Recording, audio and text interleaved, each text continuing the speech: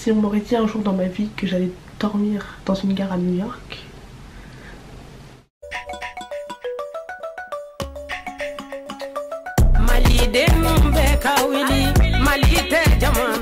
Hey, salut tout le monde, j'espère que vous allez bien. Aujourd'hui je vous retrouve pour une nouvelle vidéo et cette vidéo ça va être une story time.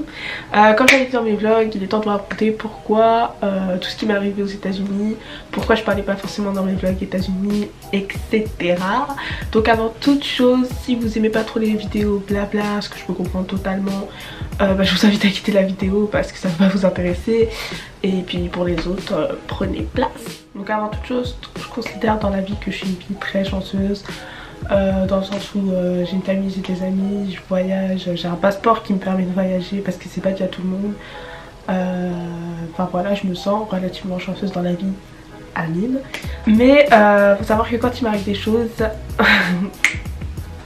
ça vient fort quoi. Je suis partie aux États-Unis pendant ma semaine de relâche, donc la semaine de relâche ça correspond à une semaine de vacances au cégep. Donc j'ai eu environ 10 jours de vacances et j'en ai profité pour aller aux États-Unis. Donc à la base c'était pas forcément mon plan numéro 1 d'aller aux États-Unis à ce moment là, mais finalement j'ai fini par y aller. Donc vu que c'était pas mon plan numéro 1, il faut savoir que mes amis qui sont dans les autres écoles n'ont pas de vacances. Du coup pour eux c'était un week-end de 3 jours et c'était le seul moment pour eux d'aller à New York et de profiter un peu de New York avant leurs vacances de fin de session qui sont le 11 décembre, un truc comme ça, alors que moi je finis les cours le 21. Enfin bref, au final j'ai fini par réserver avec deux filles de l'école d'Alix que je connaissais pas de base, mais en pensant que j'allais quand même faire tout le voyage avec mes amis. Bien sûr ça s'est pas passé comme ça. Donc pour commencer, la veille on apprend qu'on n'est pas dans le même bus avec tous mes potes, donc j'avais un peu la haine et je me suis dit au pire c'est pas grave, c'est juste la route, je vais apprendre à connaître les filles avec qui je suis et puis voilà. Au final les filles ont pris le premier stop parce qu'il y avait 2 arrêts. Moi je suis montée dans le bus au 2e arrêt, elle au premier arrêt. Donc au final je monte dans le bus et la guide, parce que je suis partie avec les associations asiatiques dont j'avais déjà parlé dans mes vlogs, donc je vais pas en reparler. Mais donc voilà, on est avec une guide. Donc je monte avec la guide, elle me dit voici ta place. J'étais avec elle, derrière le chauffeur, à côté d'elle, et les filles que je connaissais pas mais que je devais apprendre à connaître étaient au fond du bus. Du coup j'étais un peu genre what. Bon bref, au final je me suis dit c'est pas grave, elle dit je vais dormir toute la route de toute manière, donc anyway. Au final je fais toute la route, aux pauses je vois les filles avec qui je suis et voilà quoi. Donc à ce moment là je pensais toujours que je serais dans le même hôtel que mes potes et qu'on se verrait à tous les arrêts, enfin bref voilà. On se voit à la pause déjeuner, on passe la pause ensemble. Et là je commence à comprendre que je suis dans une merde parce qu'on n'est pas dans le même bus, les bus vont pas, le bus va pas attendre l'autre bus. Là je me suis dit il y a bourbier tu vois. Là chaque bus fait sa route, tout ça. Au final le bus de mes potes arrive 1 heure avant nous à New York. Donc à New York on avait des visites de prévues, des musées etc. Enfin bref. Ils font leur musée et le temps qu'ils finissent leur musée, moi je commençais bien. Au moment du temps libre qu'ils avaient, ils vont à Times Square bien sûr. Et moi je me suis dit bon c'est pas grave, je vais les rejoindre à Times Square, je finis mon musée, je vais les rejoindre à Times Square. Au final je pars à Times Square toute seule. Je sais même pas ce qui est passé dans ma tête pour aller me balader toute seule à New York à Times Square, je sais pas. Au final je me suis perdue dans Times Square, j'étais au téléphone avec Ali, j'étais au téléphone avec Tiff, j'étais en mode vous êtes où? Et au final j'ai mis grave du temps à les retrouver. Quand j'ai retrouvé Alix, je suis littéralement tombée dans ses bras tellement j'étais heureuse. Et au final, quand je retrouve enfin Alix et les autres, c'est à ce moment-là qu'ils doivent partir. Donc on va voir leur chauffeur quand même et leur guide. On dit écoutez moi je suis toute seule, j'avais prévu de faire la route avec mes potes, on explique. Leur guide il en avait rien à faire. Il m'a dit non, nous on doit monter dans le bus, on doit partir. Et il m'a dit genre toi reste là. Comme ça, j'étais là. Ok, donc Tiffany était là en mode non mais c'est mort, moi je vais changer de bus, je vais dans un tien. Sauf que moi dans mon bus il n'y avait plus de place. Enfin vraiment c'était ce jour-là, ouf. Bref, au final je me dis bon c'est pas grave, je vais rejoindre les filles que j'avais commencé à apprendre à connaître. Je les appelle tout ça, au final franchement ne cherchez personne à Times Square, vous trouverez jamais quelqu'un à Times Square, ne vous perdez jamais à Times Square. Faut savoir que New York c'est 8 millions d'habitants. Et franchement à Times Square tu les ressens, enfin franchement j'étais vraiment pas bien. Je suis pas du tout agoraphobe ou quoi que ce soit, mais une agoraphobe qui se retrouve là-bas, donc je cherche, bien sûr j'avais pas la wifi, donc je squattais la wifi Times Square, les wifi que tu trouves quand tu te balades là. Au final je me suis posée à côté d'un McDo pour avoir la wifi toujours. Au final j'ai pas retrouvé les filles et c'était l'heure du rendez-vous. Donc l'heure du rendez-vous était à 19h pour rejoindre notre bus. Quand je vous dis que j'ai rejoint le bus à 19h30 et en plus ça c'est le genre de guide qui te met grave la pression. Si vous n'êtes pas là à 19h on part, on attend personne, tout ça. Moi j'étais là, ça y est, il s'est barré, tout ça. Dès que je trouvais de la wifi j'étais au téléphone avec la meuf que je connaissais. Et je cherchais 7ème avenue, 8ème avenue, enfin je sais même pas comment tu peux dire à quelqu'un va à la 7ème avenue, New York 42ème, je sais pas quoi. Mais gros, moi New York. Au final je retrouve enfin le bus. À ce moment là, on a compris qu'on serait pas dans le même hôtel avec mes amis. Donc là on s'est dit ok, là c'est vraiment un voyage différent quoi. Du coup voilà, au final les filles avec qui j'étais, c'était une française et une brésilienne. Elles étaient vraiment adorables. J'ai beaucoup parlé avec la brésilienne d'ailleurs, parce que c'était au moment des élections présidentielles brésiliennes. Du coup on parlait grave, enfin bref. Mais voilà, si elles passent par là toutes les deux je leur fais des gros bisous parce que voilà. Donc voilà, New York se passe. Au final les jours d'après j'ai quand même réussi à voir mes potes etc. Mais c'était pas pareil, tu vois ce que je veux dire. Si tu fais New York t'aimes bien faire avec tes amis, mais c'était pas pareil. Mais au final c'est New York, t'es à New York, tu vas pas te plaindre. Et franchement j'en ai pris plein léger quand même, mais c'était quand même super. Donc ensuite moi j'avais pas prévu de repartir avec le bus parce que j'ai le frère de mon père qui vit à Philadelphie. Du coup je me suis dit que c'était l'occasion de lui rendre visite, tout ça. Du coup j'ai pris un bus New York-Philadelphie qui s'est bien passé. Sauf que mon dernier jour à New York, j'ai commencé à remarquer que mon oreille commençait à gonfler. Donc faut savoir que j'ai fait 2 piercings à Montréal avant de partir à New York, mais c'était genre une semaine avant de partir à New York. Sur le coup je me suis pas inquiétée parce que c'est la cicatrisation et honnêtement ça m'arrive assez souvent dès que je fais des piercings ou quoi. Du coup je me suis pas spécialement inquiétée. Il faut savoir que même mes trous de base là, bah ils s'étaient gravement infectés, je les ai fait 2 fois, donc bon, en soi ça m'a pas vraiment inquiétée plus que ça. Sauf que les jours passent, j'arrive à Philadelphie etc. et mon oreille commence à gonfler de plus en plus. De toute façon je vous mets les photos, âme sensible s'abstenir. Donc elle se gonfle, elle gonfle. Et au final quand je vous dis que ça me faisait vraiment mal, genre je pouvais pas toucher, si je faisais ça, ça me niquait l'oreille. Voilà, au début je me suis dit je vais aller chez un perceur pour qu'il m'enlève le piercing. Au final ça faisait tellement mal et le piercing était tellement rentré, je me suis dit écoute Mali, va à l'hôpital c'est mieux. Donc le jour d'après mon oncle travaillait, je me suis dit bon va prends un Uber, va à l'hôpital. Donc j'ai pris un Uber, je suis allée à l'hôpital. Donc voilà, j'explique la situation, tout ça. Bien sûr ça parlait anglais, on était en Pennsylvanie hein. Du coup voilà, je comprenais, franchement au début je comprenais ce qu'elle racontait, tout ça. Sauf que là j'étais au secrétariat, c'était pas mal de termes en mode assurance, bla bla bla bla. Et j'étais comme... J'estime que je me débrouille relativement en anglais, mais vas-y les termes médicaux... Au final il trouvait une traductrice, la meuf est venue me traduire un peu tout ça en français. Du coup voilà, bref. Donc je pars pour enlever mon piercing. Là le docteur parlait anglais, mais elle était là avec son Google Traduction et elle essayait de me dire un peu les choses quoi. Elle m'a dit écoute on va enlever le piercing, tout ça. Je fais de toute façon je m'attendais pas à autre chose qu'ils enlèvent ce piercing, tu vois. Du coup il l'enlève. Sauf que la meuf juste avant de commencer m'avait dit on va faire l'anesthésie. Je dis ok, encore heureux, enfin j'avais grave mal à l'oreille tu vois. Voilà, et là le docteur appelle son assistante ou je sais pas trop quoi. Et il commence à se mettre à 2 sur mon oreille. Et moi je me dis ils vont faire l'anesthésie tout ça. Et là elle commence à insister pour pouvoir enlever le piercing. Quand je vous dis j'ai failli crier jusqu'à Bamako. Ça m'a fait tellement mal, j'ai dit mais j'ai dit vous j'étais pas censée faire anesthésie quoi, j'étais de me faire comprendre. La meuf elle fait oh genre en mode on n'a pas le temps pour l'anesthésie. Et elle commence à me faire ça comme ça. Quand je vous dis j'ai pleuré.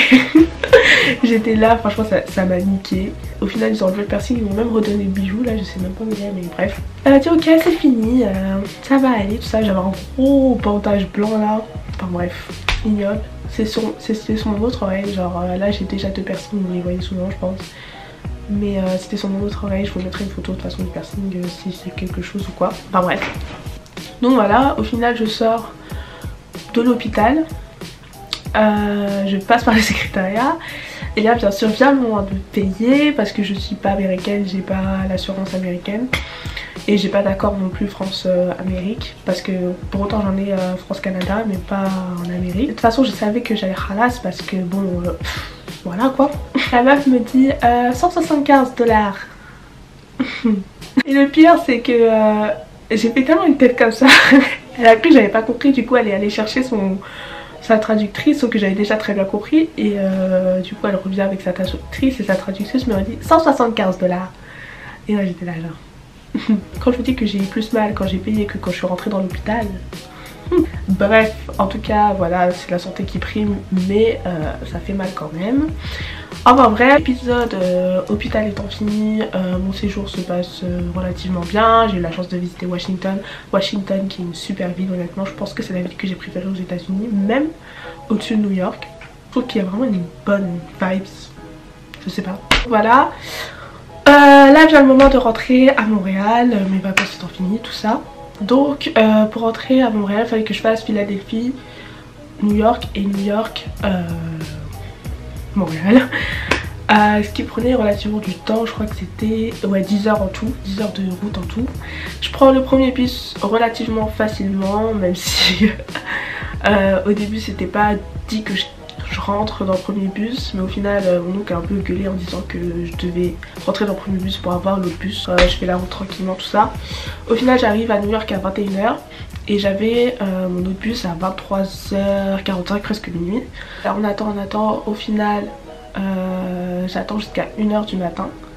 Et 1 h du matin, un gars qui sort de nulle part. J'étais limite en train de m'endormir sur le sol en vrai. Et un gars qui sort de nulle part. Everybody go down, nobody, no driver today. Moi j'étais genre... Quand je me dis j'ai rien compris à ma vie ce moment là, je me suis dit comment ça il n'y a pas de chauffeur, je vais rentrer chez moi comment en fait. Donc au final toute la foule descend et quand je vous dis on était quand même beaucoup parce qu'il y avait 2 bus qui attendaient pour Albany il me semble et nous pour Montréal. Au final on était quand même pas mal. Donc il nous dit descendez là, on va voir ce qu'on peut faire. Au final j'étais avec une dame française qui me disait que elle ça lui arrivait souvent, qu'il fallait mieux attendre que de partir à l'hôtel etc. Donc voilà, moi j'étais déjà au bout de ma vie à ce moment là. Là à 2 h du matin ils nous appellent en disant d'aller changer nos billets. Donc on va pour changer nos billets, ils nous disent vous allez prendre le prochain qui est à 11 h du matin. C'était genre 2 h du matin et tu veux qu'on attende jusqu'à 11 h du matin. On attend. De toute façon il y avait que ça à faire. Les gens dormaient à ras le sol. Quand je vous dis, si on m'aurait dit un jour dans ma vie que j'allais dormir dans une gare à New York. Au final on attend. Il y en a qui partent en avion, il y en a qui prennent des voitures, qui louent des voitures pour partir, enfin bref. Parce qu'il y en a qui travaillent le matin quoi, donc voilà. Au final moi j'attends, je dors, je survis. Et au final à 5 h du matin, il y a un chauffeur qui arrive et qui dit ok je sais que vous avez passé une longue nuit, je vous ramène à Montréal. Donc là je me suis dit ah mine. Mon cauchemar est terminé, genre c'est fini de toute façon, qu'est-ce que tu veux qu'il m'arrive de pire. En plus j'étais tellement heureuse parce qu'on avait attendu tellement longtemps, enfin bref j'ai juste dormi pendant tout le trajet. Au final on arrive à la frontière américaine-canadienne. Là c'est le moment de passer à la frontière, vérifier les papiers blablabla. Donc vient mon tour de passer, on me demande ce que je fais au Canada. Je dis que je suis là pour étudier. Il me demande mon permis d'études. J'ai pas de permis d'études parce que je suis au Canada pour moins de 6 mois. Et quand tu es au Canada pour moins de 6 mois, t'as pas 12 ans, t'as un permis d'études. Elle me dit ok alors donne-moi ta lettre d'acceptation. Quelle lettre d'acceptation en fait Donc faut savoir que j'ai une lettre d'acceptation du cégep bien sûr, mais on m'a pas demandé à l'aller et je m'imaginais pas qu'on la demanderait au retour. Donc voilà, je l'avais pas cette lettre, enfin je l'avais pas quoi. Là je dis que je l'ai pas mais je lui présente plusieurs papiers, genre ma carte du cégep, enfin plusieurs choses qui montrent que je suis à l'école au cégep quoi. Elle me dit non, moi je veux la lettre d'acceptation. Donc cette lettre, je l'avais dans mes mails. Du coup je me suis dit que j'allais la chercher dans mes mails. Le problème c'est que j'avais pas internet là où on était. Au final le collègue de la fille a dit à mon chauffeur que j'avais pas internet, tout ça, parce qu'au final le chauffeur m'attendait quoi. Le chauffeur du bus m'attendait. Et du coup le chauffeur est descendu, il m'a passé son internet. Pendant qu'il me passait son internet, il expliquait à la fille en mode ok, elle a passé une longue nuit, elle était censée partir à 23h, elle est partie à 5h du matin. Enfin il lui a raconté toute ma vie, genre en mode c'est bon, laisse-la partir quoi. La meuf, rien à foutre, truc de ouf. Donc bref, j'essaie de me connecter, je cherche mes mails. Au final je trouve le mail, mais je trouve pas la pièce jointe qui était la lettre d'acceptation, parce qu'au bout d'un moment les pièces jointes s'en vont, enfin je sais pas pourquoi, mais bref. Il y avait le mail mais pas la lettre quoi. Du coup je lui montre les mails quand même et tout. Au final son collègue me dit mais t'as pas quelque chose qui montre que t'es au cégep? Au final je lui remonte toutes les cartes que j'avais déjà montrées à l'autre fille là. Et il me dit ok c'est bon, laisse-la partir. Il dit ça à sa collègue. Sa collègue dit non moi je veux autre chose, tout ça. Non moi j'accepte pas ça, je travaille pas pour le Québec, je travaille pour le Canada. Enfin que des trucs comme ça. Enfin, le gars me dit mais tu peux pas te connecter sur ton portail pour qu'on soit bien sûr que t'es étudiant, tout ça. Au final je me connais sur mon portail, je montre toutes mes informations. Après ils m'ont fait un interrogatoire, tu vis où à Montréal, ton adresse, t'es étudiant quoi, machin, enfin bref. Un interrogatoire et j'ai tout répondu et au final je me dis c'est bon, ils vont me laisser partir. La fille ne voulait pas me laisser partir. Alors faut savoir que je suis pas du tout quelqu'un qui crie au racisme dès qu'il m'arrive quelque chose, mais là quand je vous dis qu'elle était raciste, elle était clairement raciste. Quand ton collègue te dit laisse-la partir, quand le chauffeur te dit elle a passé une putain de merde, tout ça, honnêtement t'as un minimum de cœur, tu vas laisser partir la personne. En plus c'est pas comme si j'avais rien montré, j'ai montré que j'étais étudiante, j'allais partir de ton Canada, donc me fatigue pas, moi je veux rentrer en France, il neige, il fait -10, je crois pas que je peux rester ici. Bref. Après s'il y a un phénomène qui est bien connu à la frontière, c'est que les personnes de couleur noire, maghrébines ou latino, c'est ces personnes là qu'on va leur poser des questions. Croyez-moi bien que les blancs quand ils passaient à la frontière c'était en 5 minutes et que les personnes étrangères ils allaient leur poser des questions, des questions. Après ça c'est un fait de la société, un problème de la société qu'il faudrait régler. Bref c'est pas le sujet de la vidéo. Au final elle dit ok bon dites au chauffeur de partir. Moi j'étais là, je dis comment ça dites au chauffeur de partir, tu veux que je reparte comment en fait si tu dis au chauffeur de partir? Au final elle dit tu prendras le bus, le prochain bus qui est dans 3 heures. Pardon? Et moi à ce moment là j'étais tellement fatiguée, je venais de dormir dans une gare à New York, j'en avais marre, j'étais fatiguée à un point. Et honnêtement toutes les personnes qui me connaissent un minimum savent que dans ces moments là je peux être vachement impulsif, que je peux m'énerver de ouf. Mais là j'étais tellement fatiguée que je pouvais même pas ne serait-ce que répondre un peu tellement j'étais fatiguée. Au final elle a dit dis au chauffeur de partir. En plus ce qui m'énervait le plus c'est qu'elle parlait en anglais à son collègue en pensant que je comprenais pas l'anglais. Mais je suis étudiante en commerce, je parle quand même un peu l'anglais. Le chauffeur vient et dit ok vous êtes sûr que je peux pas attendre tout ça? Elle a dit non non partez, ça va durer longtemps. À ce moment là moi j'étais juste effondrée. Quand je vous dis je suis quelqu'un, je pleure jamais, mais à ce moment là j'ai tellement pleuré de fatigue parce que mes nerfs ont lâché en fait, c'est mes nerfs qui ont lâché. Donc voilà j'étais là.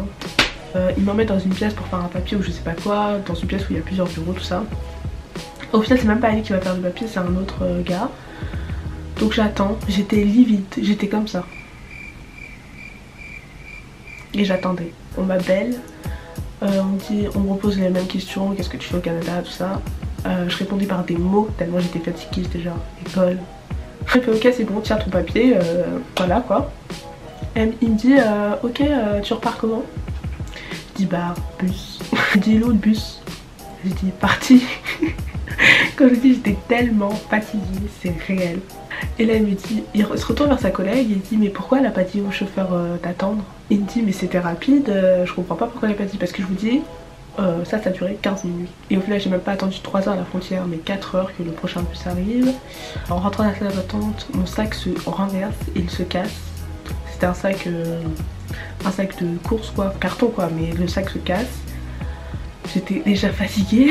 Ensuite je prends mon téléphone, j'avais l'écran qui était pété, ça coupe mon doigt. Enfin je sais pas quel poids j'avais à ce moment là. Donc voilà, au final le bus arrive 4 heures après. À ce moment là j'étais tellement fatiguée. En plus l'autre chauffeur m'avait demandé mais qu'est-ce qui t'est arrivé, qu'est-ce que tu fais là, enfin bref. Du coup j'ai raconté, il était là genre oh my god. Enfin bref, donc voilà, au final je suis partie de Philadelphie à 18 h. Je suis rentrée à Montréal à 18 h. C'était 24 heures de voyage et c'était 24 heures de poisse. Donc voilà, c'est la fin de cette story time qui était assez longue, je vous l'accorde. La morale de l'histoire, c'est vraiment chérissez vos parents et remerciez Dieu tous les jours de vous donner un toit. Parce que ce que j'ai vécu à New York, au final je me dis que c'est rien du tout. Parce qu'il y a des gens qui vivent comme ça tous les jours dans la rue. Et vraiment force à eux parce que surtout en hiver comme ça, enfin bref, honnêtement remercier Dieu chaque jour parce que c'est vraiment une chance en fait, c'est pas dû à tout le monde. Donc voilà, j'espère que cette vidéo vous a plu. Pour le reste des vidéos on me demande pas mal ce que je vais faire sur ma chaîne en fait. C'est juste ma chaîne, je vais juste faire ce que j'ai envie de faire, je vais là où le vent me mène. Et voilà quoi.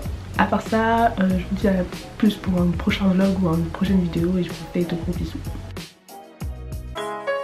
A bad gal bombe kick around the place. Mole where toutes ces femmes a wind up your waist. Y'a pas de qui parle mais yo ça des actrices. What you say? Yo ça des actrices. A bad man jailer, yeah me like that. Tell your body could tell me where you find that.